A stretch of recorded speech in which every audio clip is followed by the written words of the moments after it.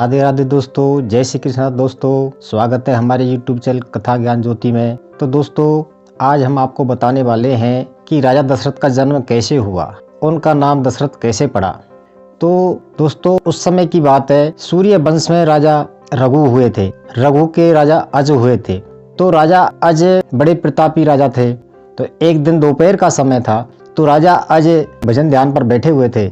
तो उसी वक्त लंका का राजा जाता है, तो उनको देखते हैं कि वो बिनेऊ का जल लेते हैं और बिनेऊ का जल पड़ के पीछे फेंक देते हैं। तो इस दृश्य को राजा रावण देख रहे थे कि भजन तो मैं भी करता हूँ, लेकिन बिनेऊ का जल में पड़ के आगे डालता हूँ, इस राजा ने पीछे के क्यों डाला है। तो जैसे ही वो अपने संध्या बंदन से खड़े हुए, तो उनसे रावण ने पूछा कि राजन, आपने ये बिनेऊ का जल आगे क्यों डाला है। तो राजा कहने लगे कि रावण, यहाँ से कुछ दूर एक गाय को एक सिंह ने घेर रखा है, तो उसको बचाने के लिए मैंने ये बिनेऊ का जल पीछे फेंका है।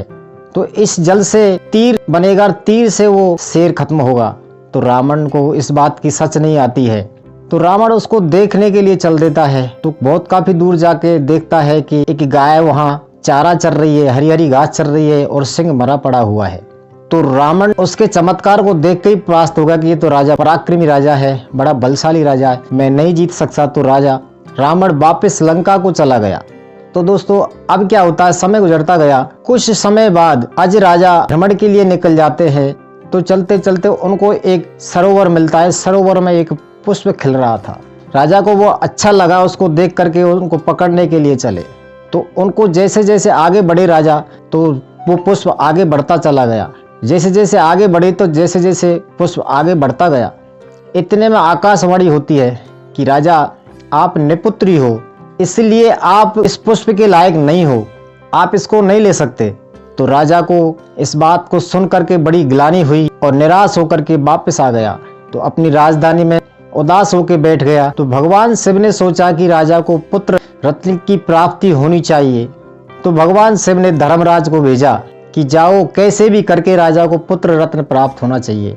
तो धर्मराज पत्नी सहित और एक ब्राह्मण का वेश धारण करके और नदी के किनारे बैठ जाते हैं, एक कुटिया बना के बैठ जाते हैं वहां पर। तो कुछ समय व्यतीत करने के बाद ब्राह्मण चलते हैं, राजा के दरबार में पहुंचते भिक्षा लेने के लिए। आज राजा से जब भिक्षा मांगी, तो कहने लगा, राजन, हमें भिक्षा चाहिए। तो राजा अपने खजाने में से कुछ भिक्षा उनको डालने लगे। तो ब्राह्मण कहने लगे कि राजन, इसमें आपका क्या है, ये आपका नहीं है, ये तो सब प्रजा का है। तो राजा ने सोचा कि चलो, मेरे गले से माला है, उसको ही दे देता हूँ। तो गले की माला जैसे अर्पण करने लगे, तो ब्राह्मण जी कहने लगे कि राजन, ये भी आपकी नहीं है, ये भी प्रजा की है।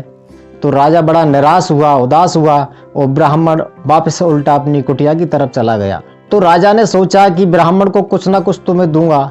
तो अपना वेश बदल के राजा अपना राजश्री वेश छुपा करके और वहां से चल देते हैं। तो कुछ दूर जाके एक लोहार अपना कार्य कर रहा था। तो उनसे बोले राजा आज जाके कि भाई, कुछ काम मिलेगा हमें। तो लोहार बोला, भाई मिल जाएगा, काम कर सकते हो आप। तो उन्होंने दिन भर वहां काम किया और एक धेला उनके लिए मिला। तो एक आना लेकर के राजा आज चल देते हैं और उस ब्राह्मण की कुटिया में पहुंच जाते। तो ब्राह्मण वहां मिलते नहीं है। तो ब्राह्मण को जब वहां नहीं पाया, तो उनकी जो पत्नी थी ब्राह्मणी, उनको वो धेला दे करके चल देते हैं। तो पत्नी ने उसको रख दिया और चले गए राजा। कुछ समय बाद ब्राह्मण आए। ब्राह्मण जी ने पूछा अपनी पत्नी से, क्या राजा आए थे यहाँ पे? क्या आए थे, ये अदन्नी दे के गए हैं, ये धेला दे के गए हैं, लो। उस ब्राह्मणी ने उसको जोर से फेंक दिया और वो जैसे ही जोर से फेंका, तो जमीन में बहुत गहरा खड्डा हो गया और वो पैसा उसमें समाहित हो गया, पता नहीं कहाँ चला गया। तो ब्राह्मण ने उसको खोदना चालू कर दिया। तो जैसे जैसे वो खोदते गए, तो एक रथ निकला उसमें। तो रथ निकला, तो वो पहला रथ निकला, तो वो रथ निकलते ही आसमान को उड़ गया। फिर और खोदने लगे, दूसरा निकला, वो भी आसमान को उड़ गया। तीसरा निकला, चौथा निकला, इस तरह से 9 रथ निकले। और खोदने लगे तो 10वां रथ निकला। तो 10वें रथ में क्या होता है, एक छोटा नन्हा सा बालक था।